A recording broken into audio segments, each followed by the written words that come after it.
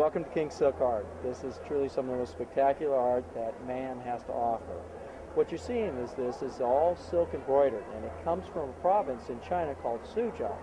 And this art has been done for over 2,000 years. There are families that were put there by the emperor to embroider his robes. What they do is they'll take all the silkworms, they put them in these baskets and feed them on mulberry leaves. Once the silkworms have matured, they spin into a cocoon. And here's an example of a cocoon stage. The cocoon itself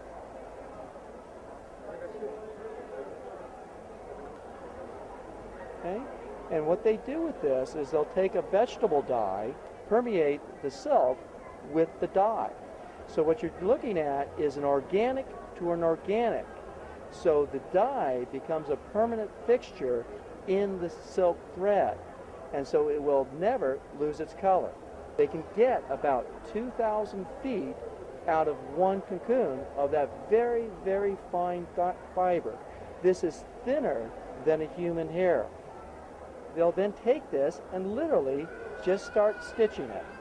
As part of it, the first thing they'll do is they'll split the thread down to a specific count of the thread itself. The thread starts with a total of 16 strands. Depending upon the quality of the piece, they will determine how many strands they use to actually do the work.